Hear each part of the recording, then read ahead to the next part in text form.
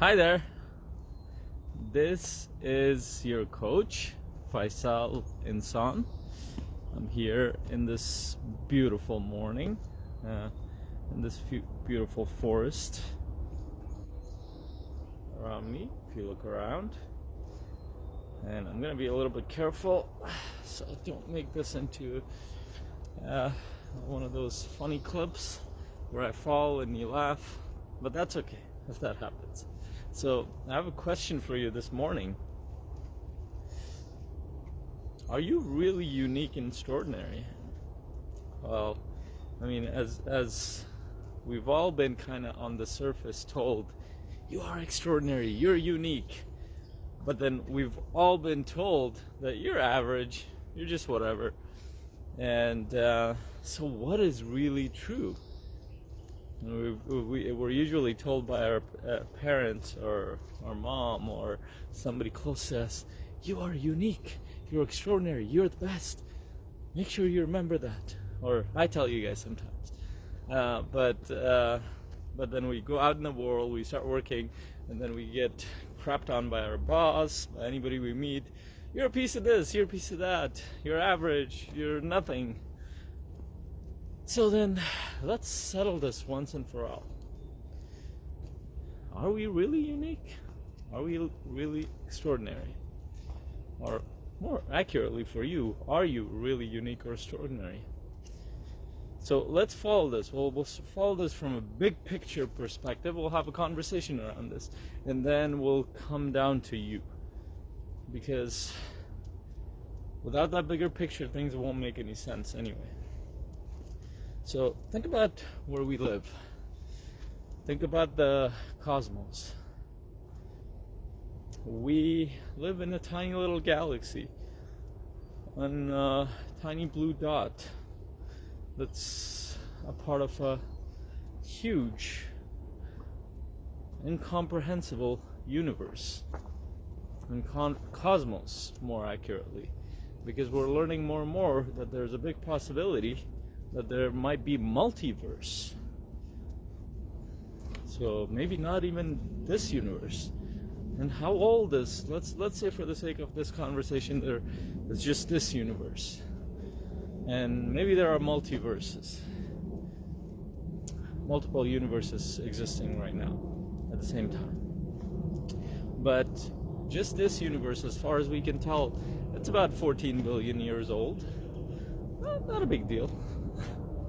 And that's what we think, because a few years back we used to think that it wasn't that old. So it started 14 billion years ago and it's been expanding ever since. And some scientists believe it's going to contract back. But the point is, it is incomprehensibly huge. I mean, think about it. Have you ever stood on top of a mountain top, and observed yourself? You get humbled. You feel humbled how ginormous that mountaintop is. Now imagine the whole of cosmos. We are a speck, a beautiful speck, but we're a speck among billions of galaxies. One tiny little galaxy, Milky Way, one tiny little solar system, and one tiny little blue dot, and one small species, outnumbered by many human beings. That's us. And out of those, how long have we been around? Maybe a few 100,000 years old, maybe a few million. Out of the 4 or 5 billion years that Earth has been alive. That's as far as we can tell. So, if we follow this, I mean, just looking at this, just observing this whole thing, are we unique?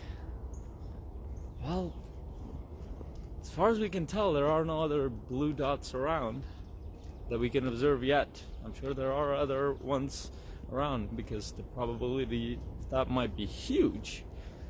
If we look at the number of stars and solar systems and galaxies. But just as far as we can tell in our neighborhood, as far as our instruments allow us, as far as we can perceive, we're the only blue planet with millions of life forms. And among all these millions of life forms, apparently human beings for thousands of years, we have been able to outdo almost all of them. All of them, actually, as far as we can tell. We are the sole guardians of this planet, in a sense. Whether we like it or not, whether that's a good thing or not, some people think that's a disaster, that human beings are in charge of this planet, in a sense. But as far as we can tell, we are the most successful species. We've learned to survive and thrive in this environment. And you are a part of that species. You are one of the members. Does that make you unique? Well, at least naturally speaking, that makes you pretty unique and intelligent. Because if your species did not know how to survive and thrive in this environment, you wouldn't be around to begin with. But let's take you. What makes you unique? I mean, in a lot of ways, we're like a lot of other animals. But there's a river here. I want to go closer. Oh, hope I don't fall. In a lot of ways, you're like a lot of other animals. In some ways, you're not. And here's what makes human beings, at least from a biological and around survival perspective, unique. And that's interestingly, that's our mind. Unique in the sense that we have survived and we've thrived among countless species on Earth. How do we do that? Our mind, or a combination of our system, our brain in a combination of our system.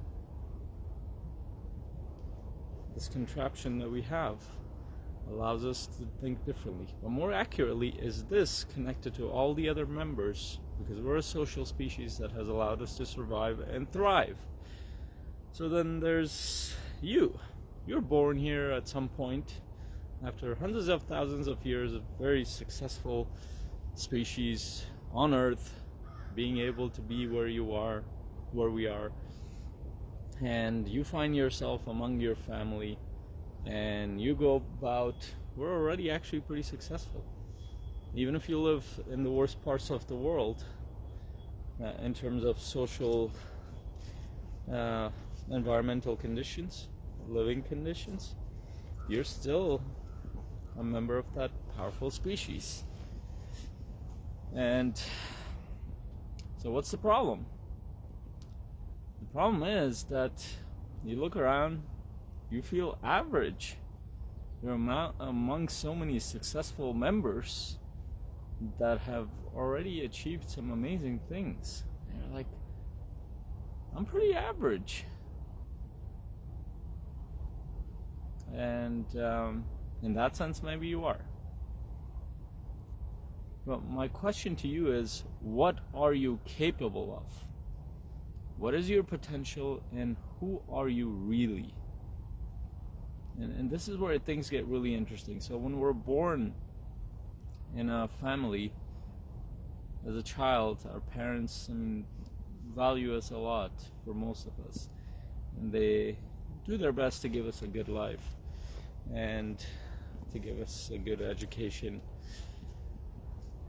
At some point in the beginning, they believe that we have a lot of potential. And after a little while, when we stop listening to them, or when they watch that we're like a lot of other kids, they start to believe that we're average. And then they keep convincing us that, no, you're not average, you're unique, you're extraordinary, you can do a lot of amazing things.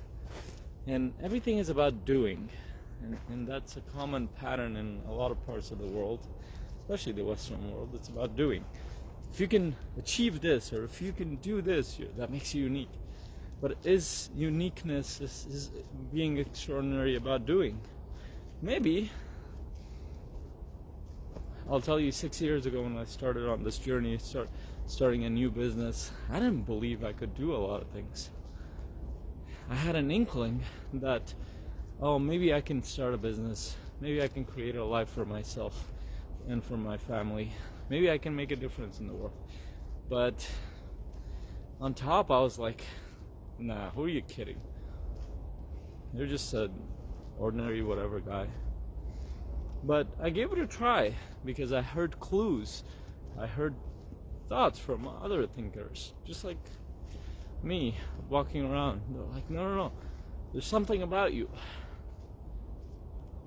You already have it within you.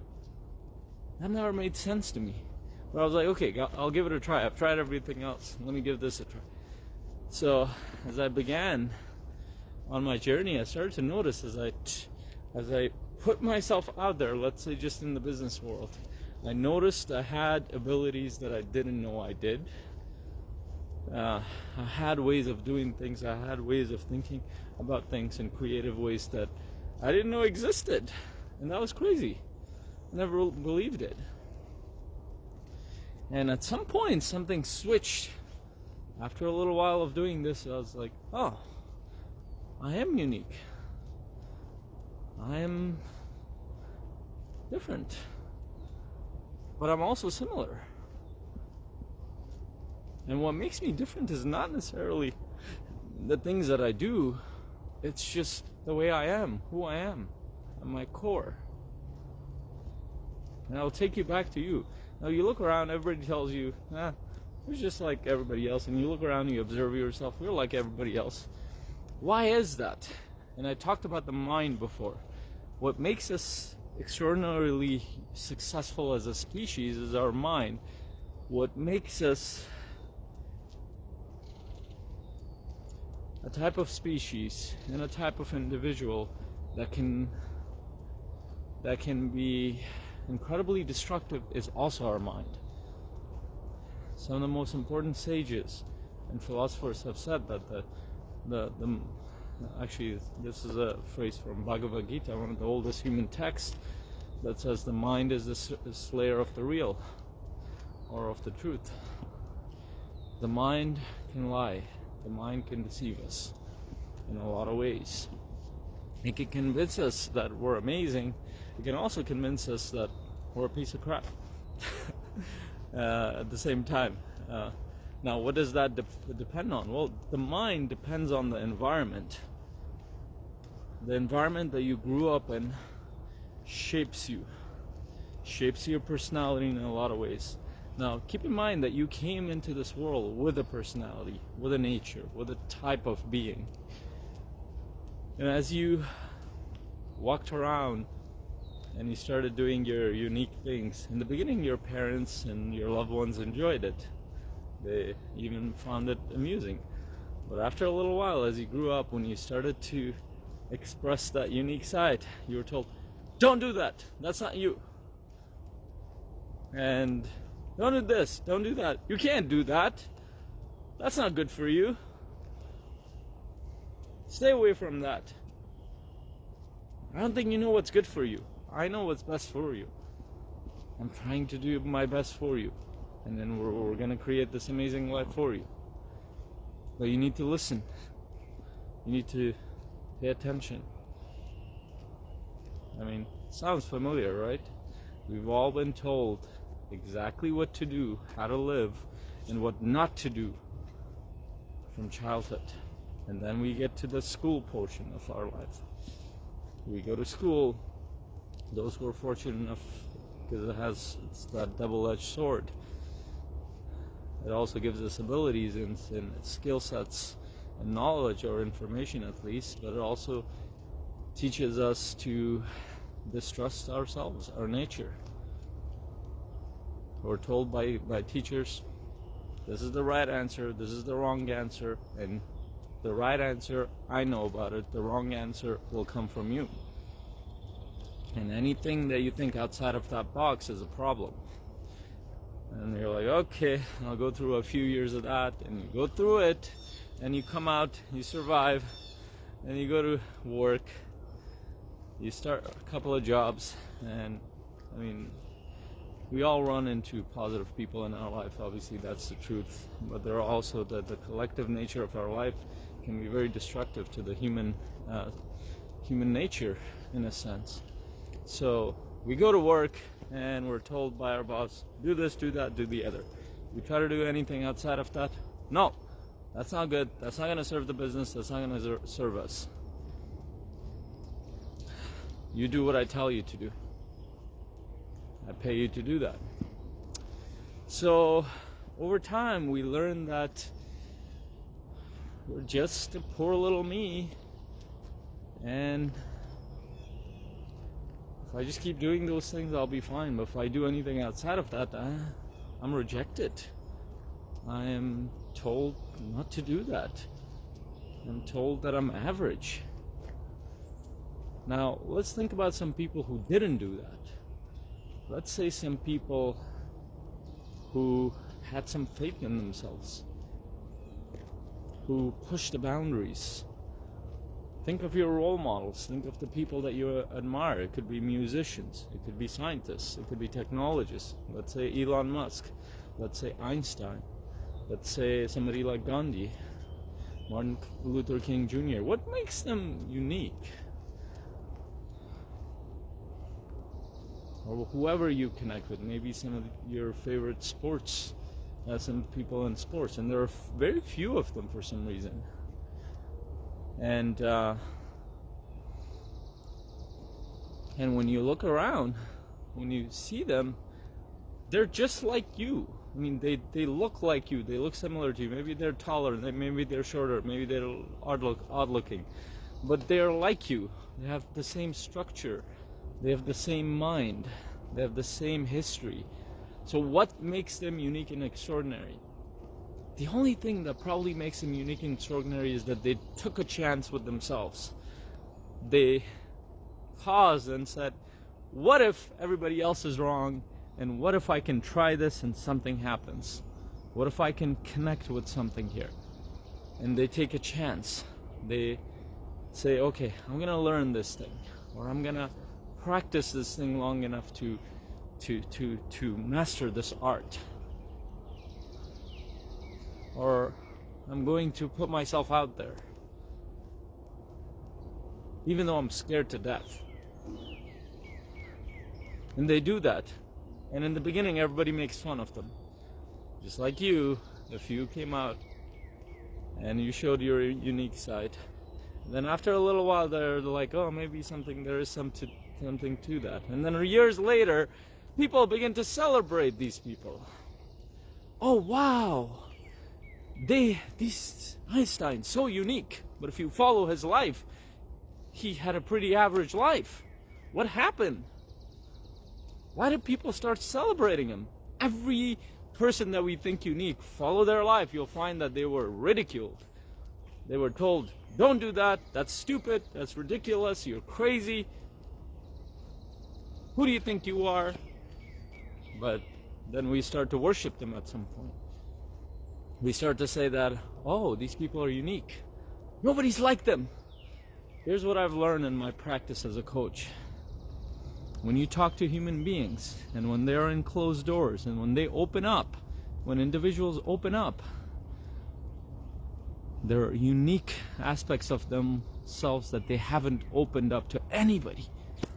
Their thoughts, their ways of thinking, their feelings, who they are, not even to the closest people to them. Why? Because they're so afraid to be rejected, to be ridiculed, to be told that, no, you are just average. Nothing extraordinary about you. Who do you think you are?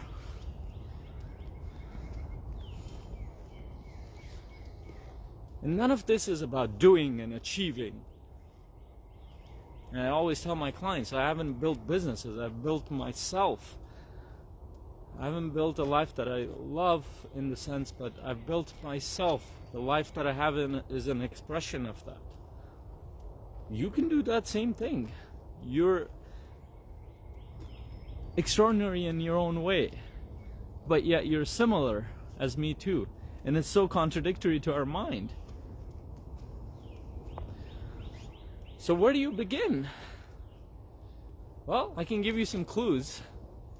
Do that thing that you're scared of. That thing that you've always wanted to do. Maybe you always wanted to be a musician.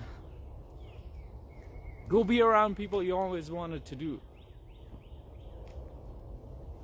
Figure out a way to travel if you really wanted to travel. Go to that school if you always wanted to go there and people taught you no, that you can't do that.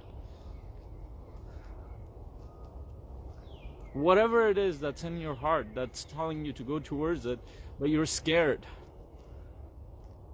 Start that business if you want to, even if it's going to fail. Why? Because this is how we learn as human beings. We take a chance with ourselves. We fall. We look at it. That didn't work. Let me try something else. And out of that trying, we start to notice aspects of ourselves that are unique, that are different. And it's not necessarily in the way in what we do, it's in the way we do things. It's in the unique way we express ourselves. It's in the unique way we connect with people. It's in the unique way that we show a product, a service.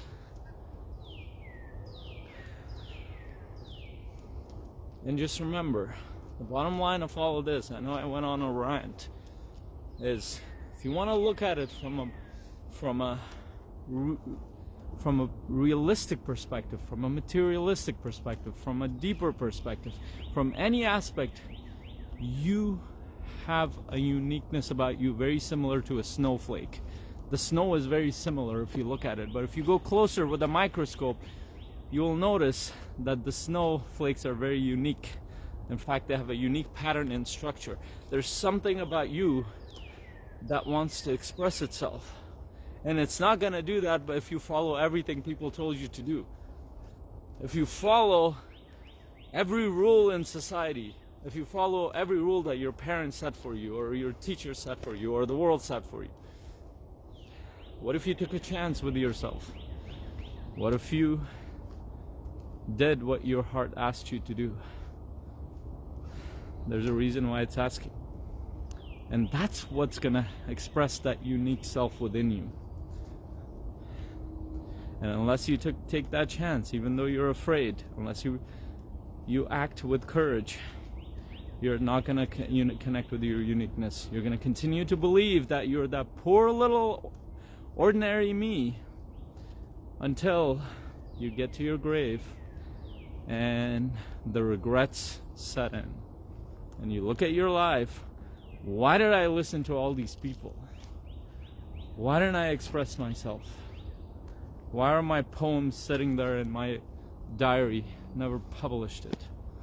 Why is my invention in my head, never brought it out to the world? Why didn't I act on that business idea? Why didn't I travel when I could? When I was too afraid? Why did I sacrifice this, that, and the other? For what? Because people told me, that's those same people that don't believe in themselves. I listened to them. When you get to that point, when you're about to pass on, go to the next phase, whatever that looks like, of your life or death, you don't want to be in that position where you said, I wish I had done that. I wish I lived my unique life. Trust me. There are enough examples. If you really want to know, search people on YouTube, TED, thanks to technology and communication, stories of hundreds of people who regretted all their life. Why didn't they do what they really wanted to do? Because they were afraid. Why were they afraid? Because they were told that if you do this, something will go wrong. I'm here to tell you, nothing's gonna go wrong. You will fail, you will fall down, you will get up, you'll fall down 100 times, but you're gonna build yourself up. You're gonna connect to a part of yourself that's incredibly unique and amazingly extraordinary. I am beginning to learn and understand that side of me and of my clients. But my challenge to you is act on what you desire. Act on what really pulls you. Act on what matters to you, not to your family, not to others around you, not to the world, not to society, but what's in your heart right here. That's it. Everything else will work itself out. You're already part of a very successful and powerful species. You already have a mind that can outdo almost any animal on this planet. You already have a nature that's incredibly powerful. You don't need to prove that. You just need to connect with who you are at your core and do what matters to you and serve with that. Until my next video, hope you have an incredible day. If you have, before that, if you have any thoughts, questions, anything, please post those below and share this message with anybody that you think needs to hear this. Until then, hope you have an incredible day. Bye.